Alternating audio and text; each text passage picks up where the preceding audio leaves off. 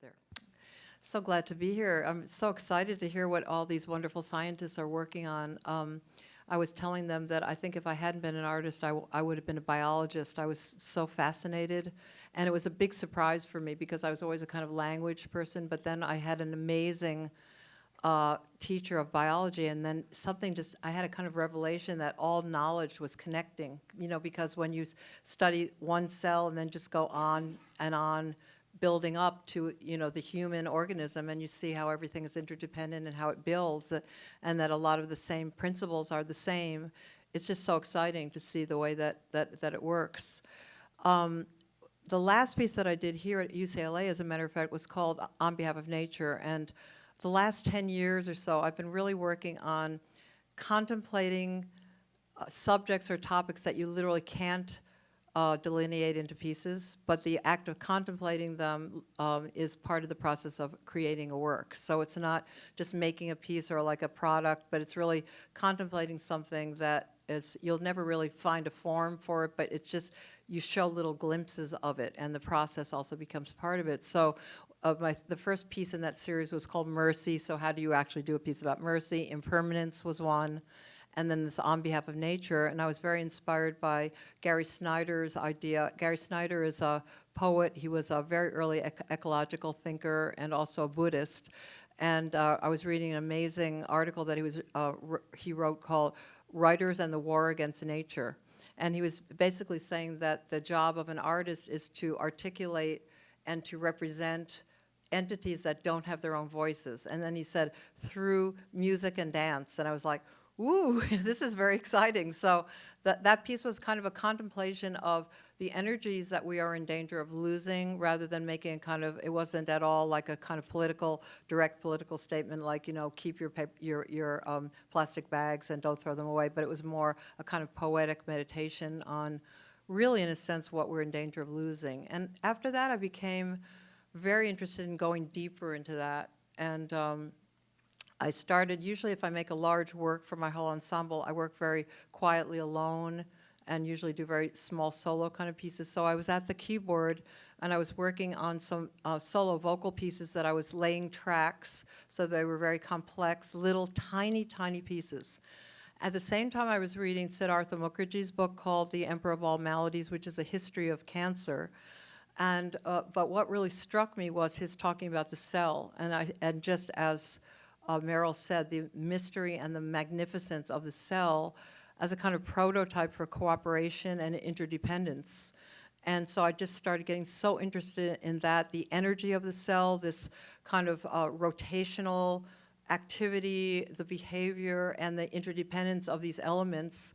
Then I was thinking how those really wove together as our bodies, millions of cells in our bodies, and that you could use that as a kind of prototype for a different kind of society, as a kind of prototype for cooperation rather than competition, for tenderness rather than aggression, so that was the beginning of this work.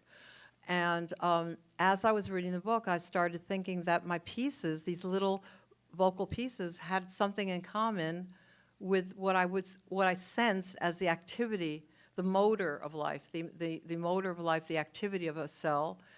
And also in musical terms, a cell is like a very small unit. It's an indivisible unit that you can build from. It's not like a phrase. You can actually have more than one cell in a phrase, but it's a rhythmic or melodic unit that's indivisible.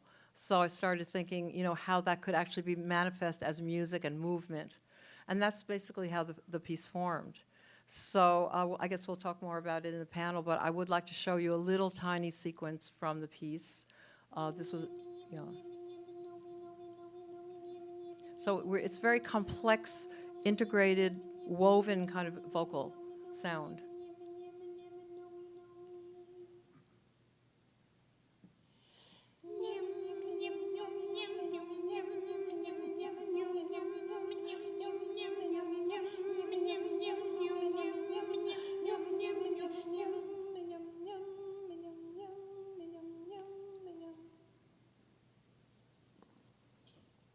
Also, I was very interested in this rotation idea because I don't actually see 3 dimensions. So this is the first time that I felt that I was actually making a musical form that was sculptural. And so I really think of it as a sculptural, some of the pieces as sculptures, musical sculptures.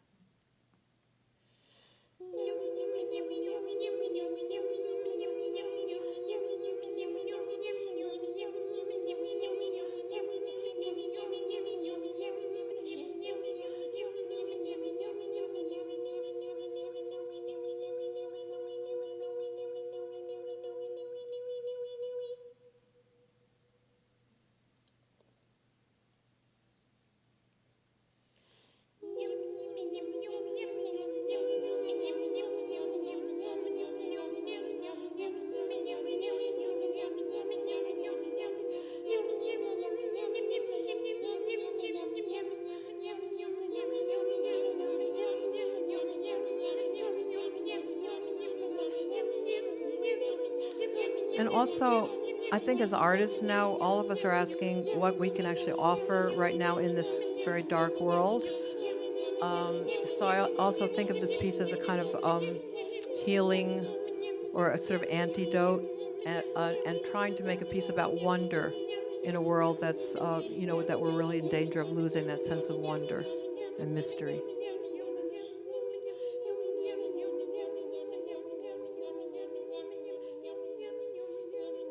I don't know how much she left of this, and if it's too long, we'll have to stop it, but I see how long she gave you.